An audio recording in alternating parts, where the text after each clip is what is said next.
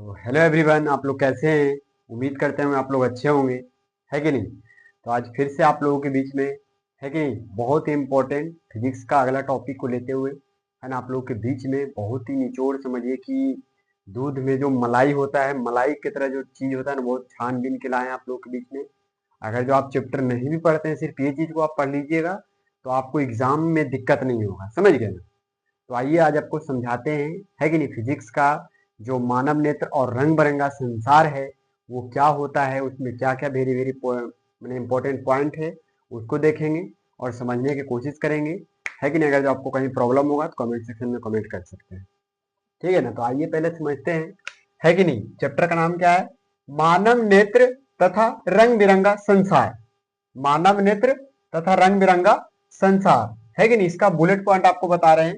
पहला पॉइंट बहुत इंपॉर्टेंट है, कहता है कि मानव नेत्र के सबसे भीतरी भाग को, है कि नहीं, रेटिना या दृष्टि पटल कहते हैं, है कि नहीं। इसे आप आंख को देखे होंगे, कई एक सारे बुक में चित्र बना रहता है आंख का, है कि नहीं।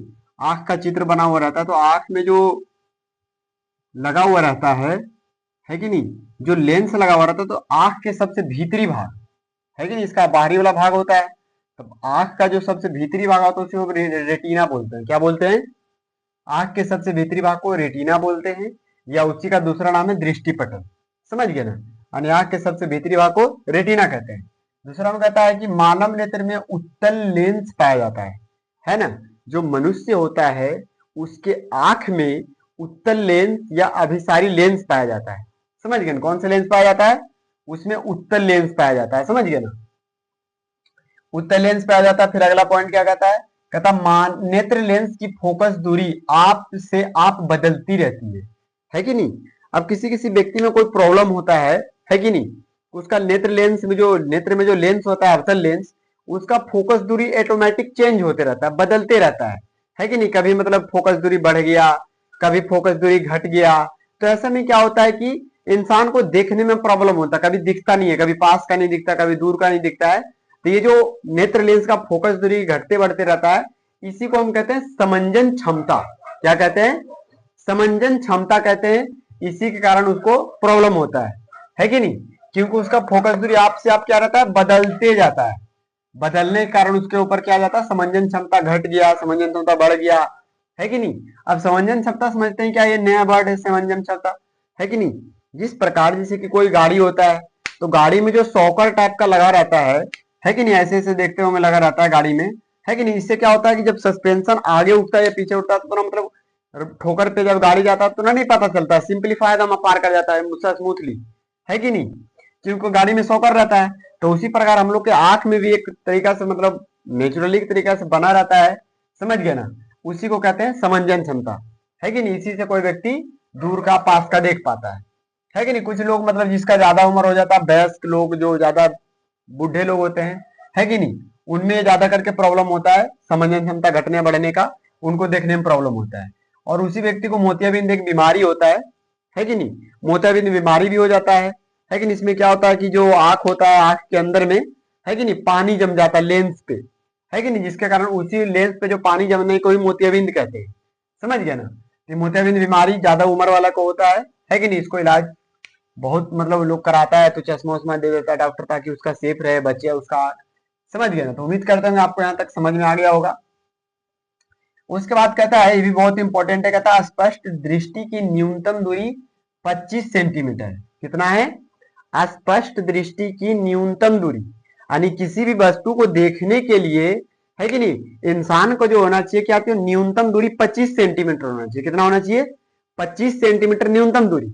और अधिकतम दूरी तो अनंत हो जाएगा, क्या हो जाएगा, इनफिनाइट हो जाएगा, अनंत हो जाएगा। अधिकतम दूरी कहीं भी देख सकते हैं, है कि नहीं, लेकिन न्यूनतम दूरी के लिए आपको 25 सेंटीमीटर। सबसे इंपॉर्टेंट ये आता है कि दृष्टि दोष। अब दृष्टि दोष के लिए आपके बीच में दोस्तों वेरी वेरी इंपॉर्टेंट है, इसको हम बिल्कुल टिक मार के सबको नोट करिए। और इसके बाद इसमें देखिए दोष में आपका डायग्राम बनाया, डायग्राम को समझाते हैं आपको, है कि नहीं। दृष्टि दोष जो होता है, एक होता है निकट दृष्टि दोष, है कि नहीं। किसी किसी व्यक्ति को निकट दृष्टि दोष हो जाता है। एग्जाम में आपको कुछ पूछेगा प्रश्न यहाँ से कि निकट दृष्टि दोष किसके कारण होता है, तो कारण भी लिख दिए, उपचार भी लिख दिए, नहीं दिखता है जी भी लिख दिए, दिखता है जो भी लिख दिए। तो निकट दृष्टि दोष में क्या होता है कि निकट का वस्तु दिखता है और निकट दृष्टि में दूर का वस्तु दिखता नहीं, यानी निकट दृष्टि दोष है किसी व्यक्ति को तो निकट का वस्तु दिखेगा पर दूर का वस्तु नहीं दिखेगा, है कि नहीं। इसका उपचार आप कर सकते हैं अवतल लेंस का प्रयोग करके, है कि नहीं। अगर जो किसी व्यक्ति को निकट दृष्टि दोष हो गया यानी दूर का वस्तु उसको नहीं दिखता है, तो दूर के वस्तु नहीं दिखता है तो उसको डॉक्टर के पास ले जाएगा तो अवतल लेंस उसको दे देगा, है ना। नहीं, चश्मा में अवतल लेंस सेट करके दे देगा और वो पहनने से उसको क्या होगा, दिखने लगेगा, है कि नहीं। जिसमें दोष होगा उसके लिए, समझ गए।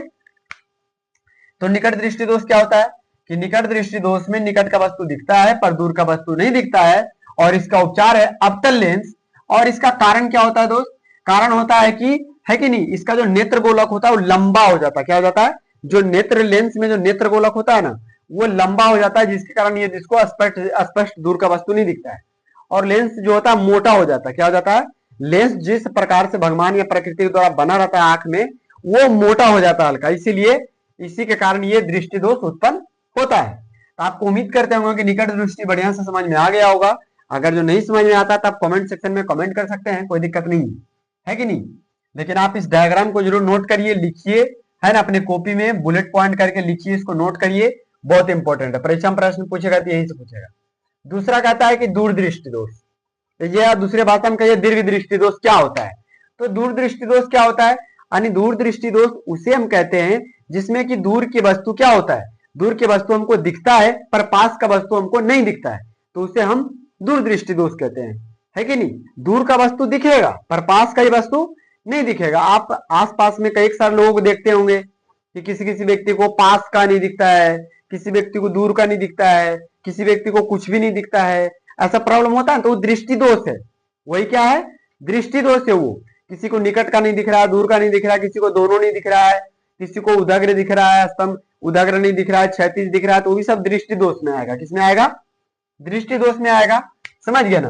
तो ये क्या हो गया, दूरदृष्टि दोष में दूर का वस्तु दिखेगा पर निकट का वस्तु नहीं दिखेगा। इसका इलाज कराने के लिए, उपचार कराने के लिए, है कि नहीं, आपको उत्तल लेंस का प्रयोग करना होगा। उत्तल लेंस का दूसरा नाम होता है अभिसारी लेंस। क्या लेंस होता है, उत्तल लेंस का दूसरा नाम क्या होता है, अभिसारी लेंस होता है। और इसका कारण क्या होता है दोस्तों कि नेत्र गोलक का छोटा हो जाना और लेंस का पतला हो जाना। जो भगवान के द्वारा बनाया गया लेंस है वो पतला होता है, हो जाता है, और उसका नेत्र गोलक का जो है कि नहीं वो छोटा हो जाता है कि नहीं, जिसके कारण ये दूरदृष्टि दोष उत्पन्न होता है। तो उम्मीद करते हैं भी आपको आ गया होगा समझ में। नेक्स्ट आगे बढ़ते हैं, है कि नहीं। ये जरा दृष्टि दोष क्या है, जरा दृष्टि दोष में होता क्या है कि कभी कभी निकट का वस्तु नहीं दिखता है, कभी कभी दूर की वस्तु दिखता है कि नहीं। अभी तो निकट पढ़े जिसमें निकट का वस्तु दिख रहा था, दूर का नहीं दिख रहा था। दूर दृष्टि पढ़े जिसमें कि दूर वाला दूर को नहीं दिखेगा, दूर वाला दिखेगा, सॉरी, है कि नहीं, लेकिन क्या होगा कि पास वाला नहीं दिखेगा उसमें, दूर दृष्टि दोष में।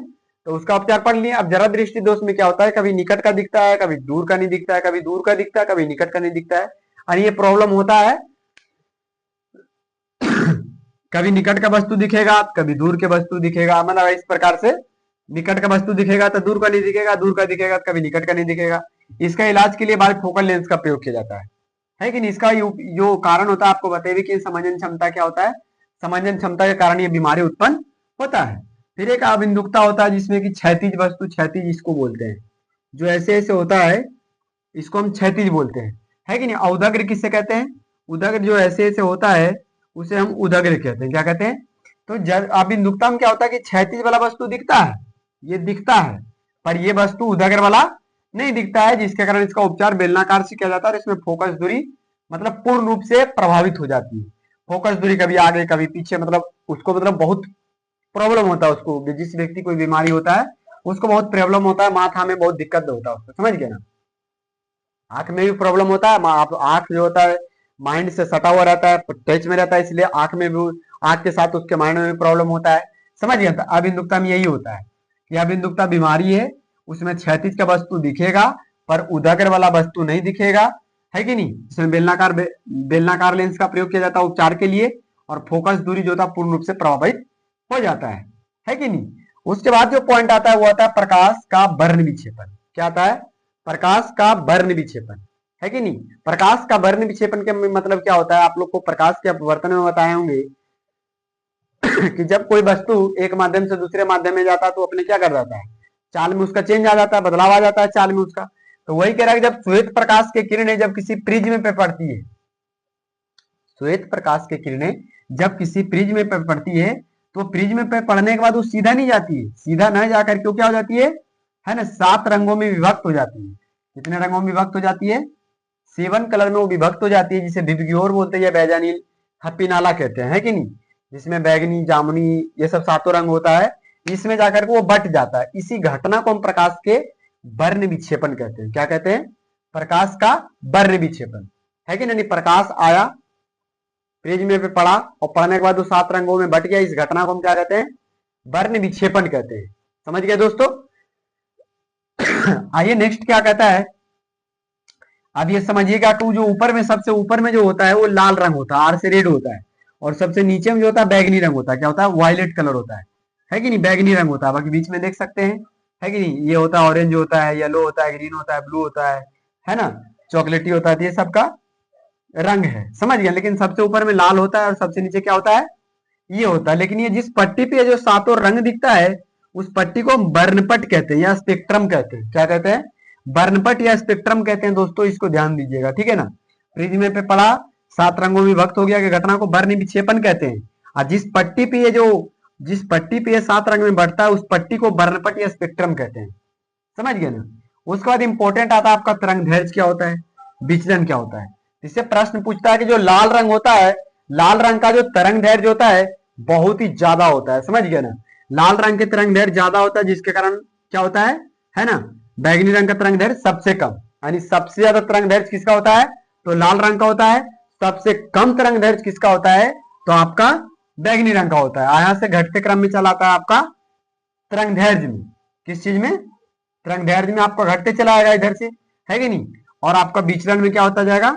बढ़ता चल जाएगा। यानी सबसे ज्यादा अगर जो विचलन होगा तो सबसे ज्यादा विचलन आपको बैगनी का होगा। यहां लिख भी दिए आपको कि सबसे ज्यादा विचलन किसका होगा? बैगनी का होगा, है कि नहीं। और सबसे कम विचलन किसका होगा? तो रेड का होगा। किसका होगा? लाल का होगा। आप तीर के माध्यम से समझ सकते हैं।